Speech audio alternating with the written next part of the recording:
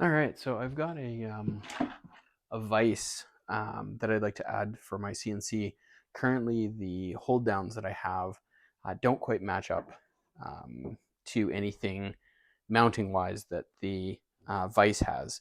So what I thought I would do is just mill out a mounting plate out of this MDF for it for now, and it would give me a chance to try out the new dust boot, which is here. So I've got it connected to the dust system. I don't have bristles yet. I'm printing some, but they're not quite done. But I thought it would be an okay test just to see how much dust I get without the bristles. So I've got that ready to go.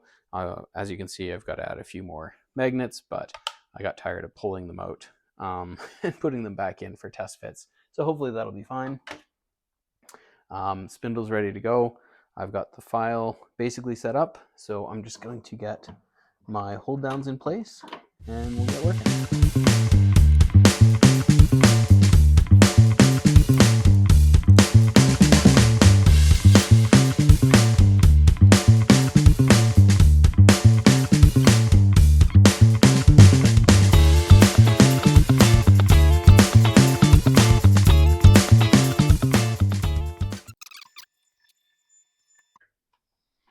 Okay, so I'm just going to zoom out here and show you the setup. So basically, I've got the clear tube going up, running through 2.5-inch pipe down to the dust collector / vacuum. I need to finish putting that in place, but otherwise I'm in good shape, I think. So you can see here, I'll get some screws set up in here. I'm going to use some tape today. I'm waiting for some screws to arrive. But to set the height of the dust boot, I can basically just use the rods, move the dust boot down to the right position, and then with the screws in place, would be able to lock it in place. Again, for today, cheap and dirty test, I will do this and this. So little bit of tape to hold everything where it should stay.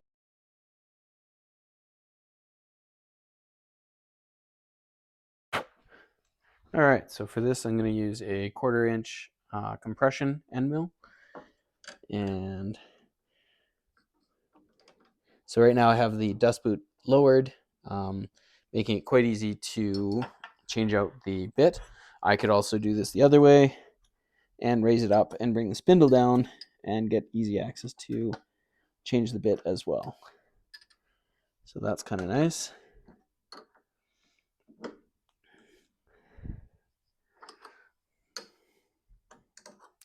So a couple things that this dust boot does for me that this one didn't. Let's see. There it is. So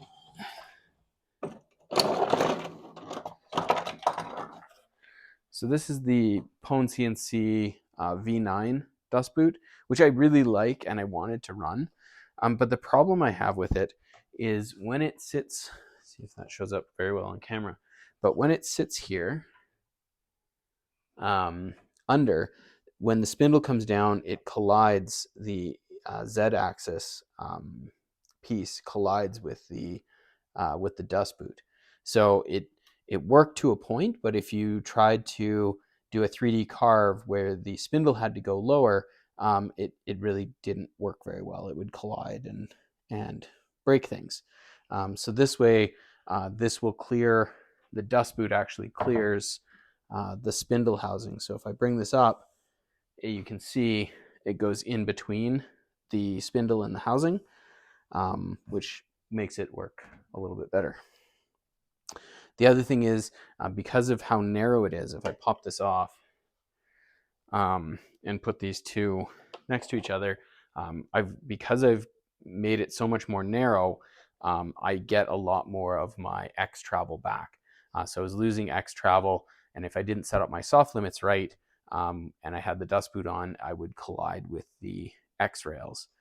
So while I really like the idea of this dust boot, it didn't work very well for what I needed or wanted out of my dust boot, which is why I designed this. The other thing was these arms would attach out here, and again, that would cause collisions with the X-rail. So now the support pieces being on this arm, I can home the machine, I can move it around, and I don't have to worry that the dust boot is going to collide with the machine itself. So those are a couple of the, basically the enhancements that I wanted out of this project. So I wanted to be able to maximize my X-rail, my X carriage movement, and I wanted something lower profile, still got the hose out of the way, was relatively clean, and I wanted something obviously with an independent Z on it. So that was the design criteria when I started this, and now that we're ready to cut, we'll see how this works. So let's move this over.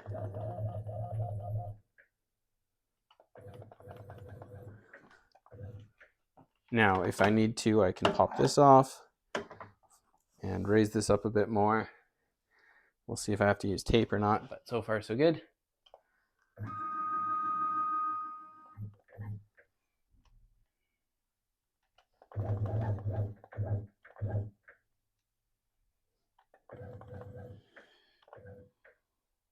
Okay, so I'm going to zero. I've got a bit of wiggle room in this stock, so you know what, I'm not going to cut it super close. And then I'm going to bring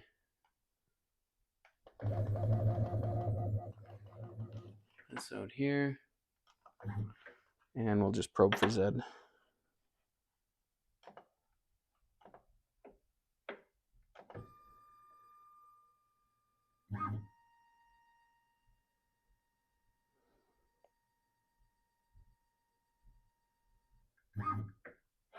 Okay, Z's probed. I can bring the spindle or the dust boot down. I gotta bring the spindle up a little bit to fit the boot underneath. Okay, height for the boot is set. I think we are ready to go. So it's gonna get a little loud, but I'm going to start the job.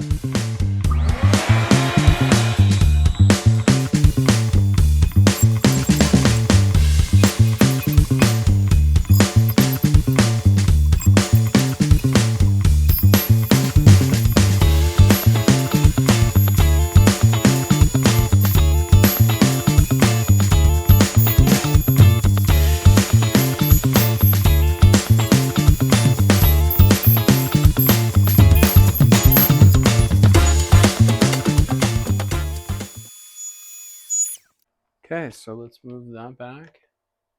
So I think for a first test, that actually did quite well.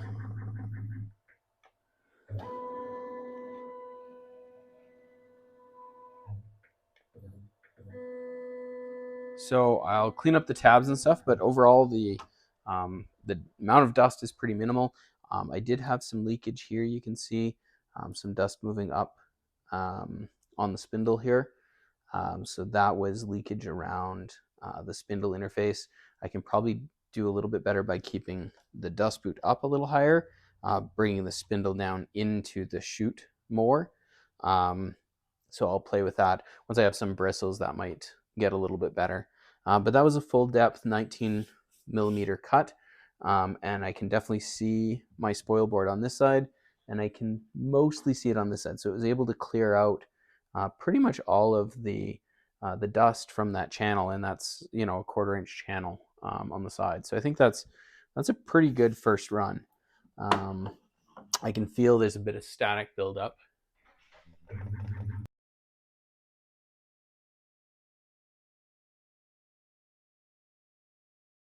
So yeah, overall, I'm quite happy with that.